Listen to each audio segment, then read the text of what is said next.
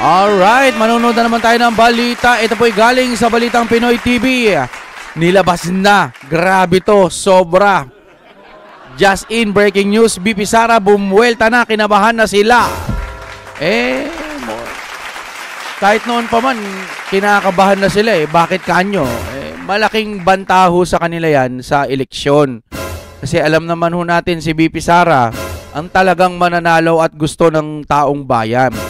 Kaya itong mga swapang na gusto lamang mangurakot, gusto nila hong pabagsakin si BP Sara. Tara.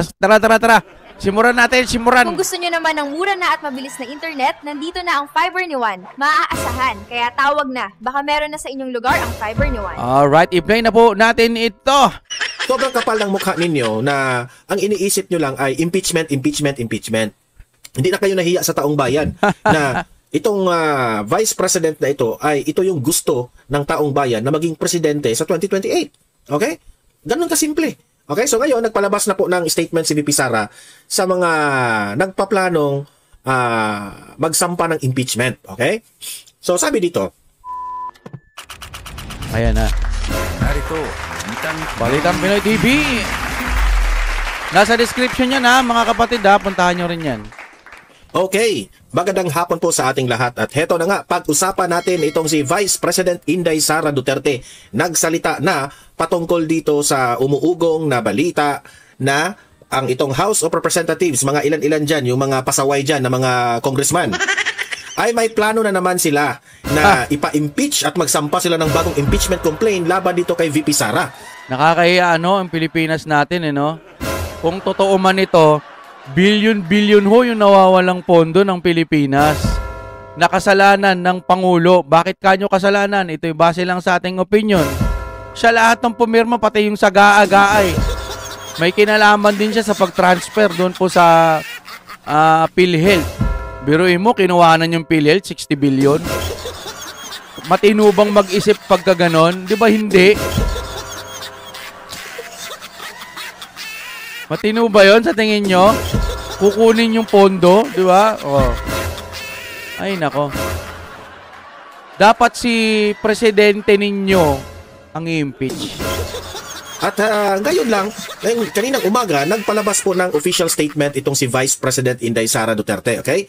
Yan, babasahin natin yan at magre-react po tayo dyan, okay? Kung anong ibig sabihin ni VP Sara, okay? Pero guys, bago ang lahat, bago natin ito pag-uusapan, help me po na i-like muna at i-share itong video na ito para guys, kakalat ito sa taong bayan. Okay, sabay-sabay natin i-like muna at i-share itong video natin, Facebook at YouTube. 1, 2, 3, go! Okay, like and share para maraming makalam. And also guys, paki-subscribe at paki-follow ito para lagi kayong updated sa mga balita na kagaya nito at ma-notify ang inyong mga cellphones kung meron tayong breaking news. Okay? So, kagaya nito, breaking news ito. So, sabay-sabay natin i-follow, i-subscribe, Facebook at YouTube. Ready? Follow, subscribe. 1, 2, 3, go! Ayan, thank you very much.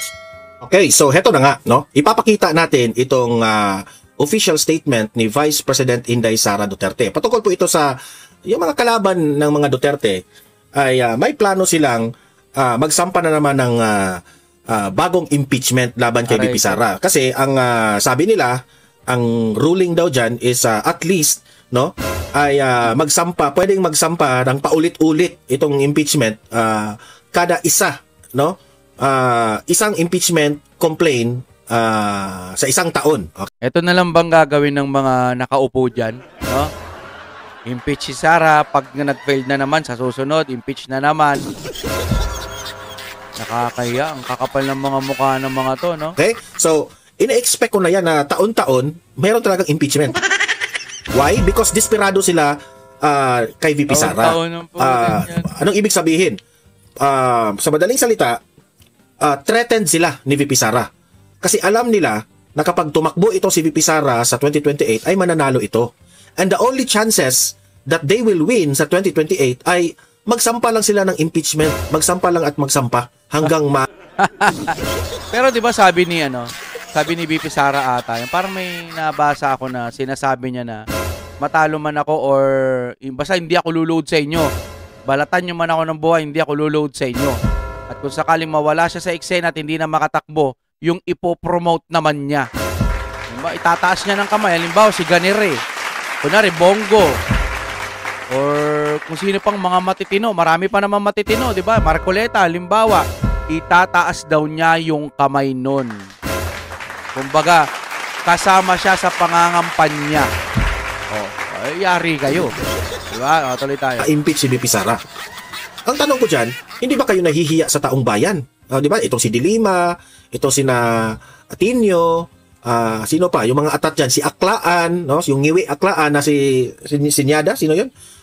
At lahat ng mga, si Hontiveros, yung mga kalaban ni VP Sara, lahat kayo, maang kakapal ng mukha ninyo, pati itong si BBM, si Martin Romualdez, at kung sino pa dyan. Sobrang kapal ng mukha. Sobrang kapal ng mukha ninyo na ang iniisip nyo lang ay impeachment, impeachment, impeachment. Hindi na kayo nahiya sa taong bayan na itong vice president na ito ay ito yung gusto ng taong bayan na maging presidente sa 2028. Okay? Ganun kasimple.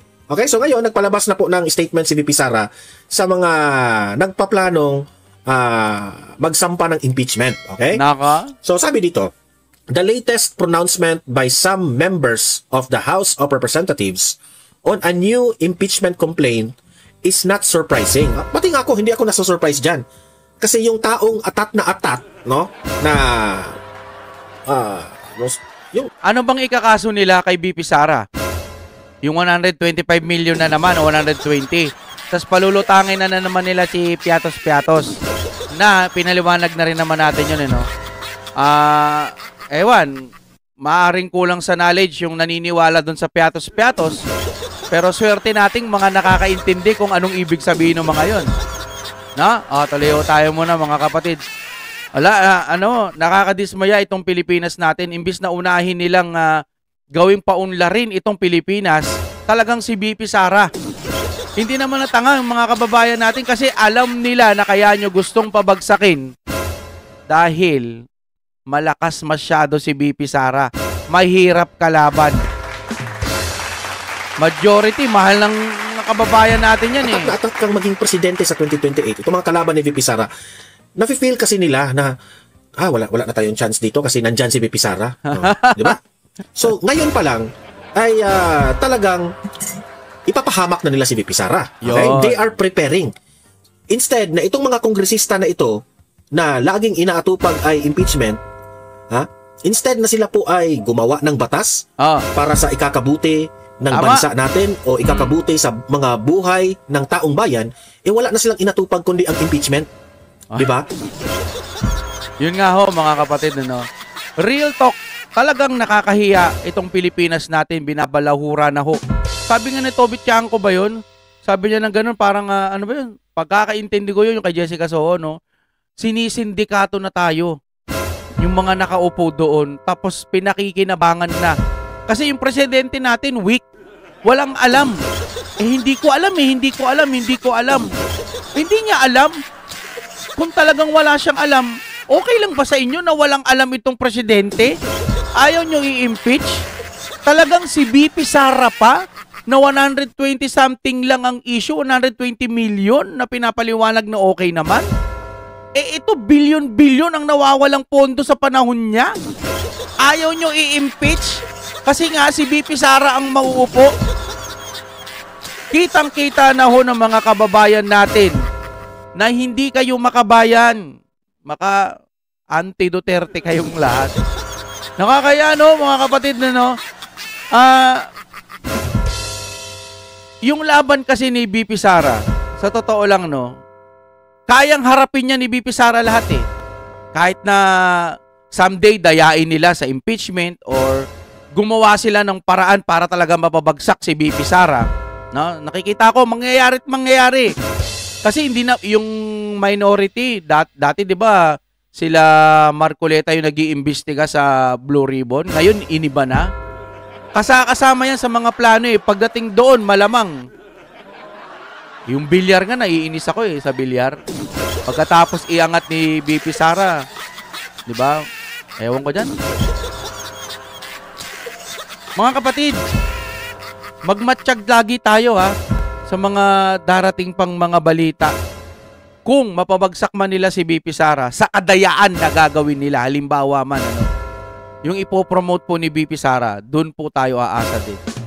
Pero ma'am BP Sara, wag nyo naman ng mga Marcos na naman. Wag na. Alam ko naman pero Wag na ho, para hindi na ho mabutol yung mga kababayan natin. Isang miss nyo lang, isang pagkakamali nyo lang na may maipromote kayong hindi maganda, bagsak na naman lalo ang Pilipinas. Kaya hanggat maaari, para sa akin si Marcoleta, si Bongo, yan, mga ganyan. Yan yung mga talagang makakaunlad sa Pilipinas natin. Pero kung may iba pa man, pwede naman mga kaalyado ng mga Duterte, pero hindi pa, kumbaga, medyo hilaw pa eh. Kailangan pa silang pahinugin. Pero yung mga nabanggit ko, yun, solido yun, siguradong sigurado yun. Totoong kamay na bakal din yun. Okay, hanggang dito na lamang. Maraming salamat po sa inyong panonood. Pag nakaabot po kayo hanggang dito, pa-type naman dyan ng Duterte pa rin. At mag-comment po kayo. Naliligaw ho yung mga ibang subscriber natin. Kasi nagpalit ho tayo. X-Crew 2 Deng TV. Mag-like po kayo mga kapatid. Maraming salamat po.